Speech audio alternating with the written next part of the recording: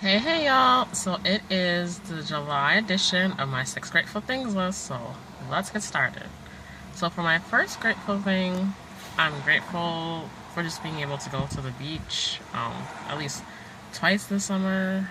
And I went to the beach on the 4th of July with some people from my church. So that was really fun.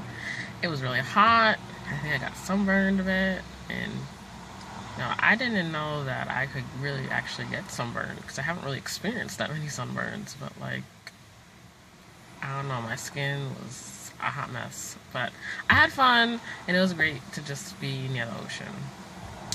For my second grateful thing, we'll look at my list. I am so grateful that I finished my hours for my internship last Friday. As much as I enjoyed my internship, as much as I enjoyed learning and meeting other clinicians and just meeting a variety of clients, y'all, I was tired. I just need a break.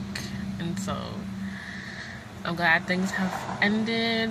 It was hard. It was hard to say goodbye to people, but that's a part of life. It's a hard part of life is that there are beginnings and there are endings, and I just, things have to end.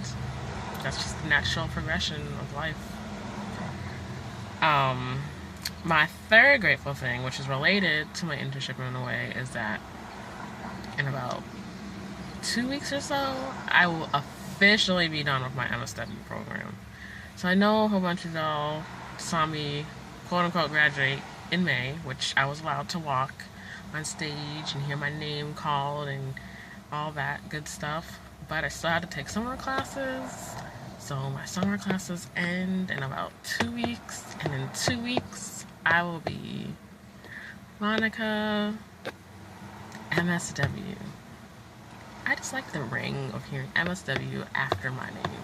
Like, yes. I had to throw in a yes. Like, really, y'all. I cannot wait to have that degree in my hand and just all the work, 3 years of tears and sweat and blood spilled. I'm being dramatic, but like seriously, y'all, it has been an exhausting 3.5 years. I've learned a lot, but I'm also just ready. I'm ready for the next part of the journey. I'm ready for whatever else God is going to bring into my life. I'm ready. I'm so ready. So I'm glad that like things are winding down. And I can actually be a real human being and not have to like focus on 5 different things at once. Um, for my fourth grateful thing, I'm grateful for ice cream and froyo because I think ice cream is one of my favorite food groups. If I could just eat ice cream from breakfast, lunch, and dinner, I would. If I didn't gain weight from eating ice cream, I would eat it all the time. I know I talk about ice cream a lot. You guys have probably heard me talk about ice cream in other vlogs, but I don't know who invented ice cream. I know that they're probably dead, but I'd like to have met them so I could just personally thank them for making ice cream. If you ever just need something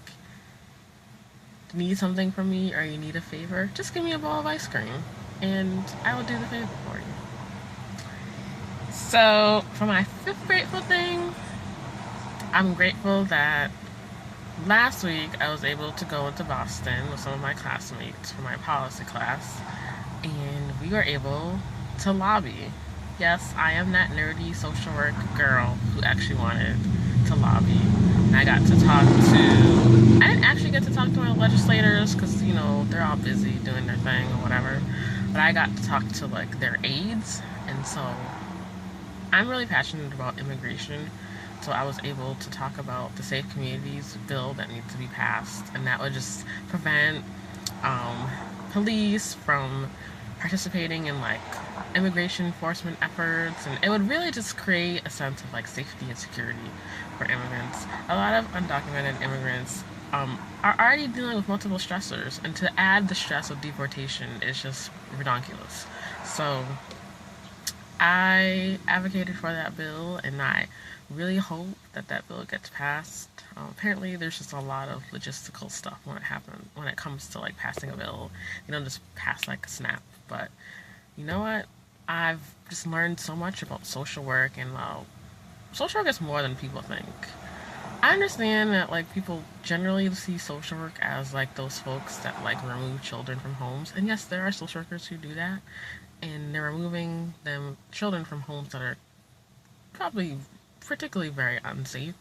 But social workers are policymakers, and we're advocates, and we're community organizers, and we're community builders, and we're therapists, clinicians.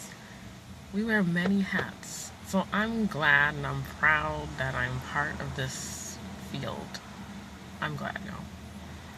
For my last grateful thing, I gotta look at my list.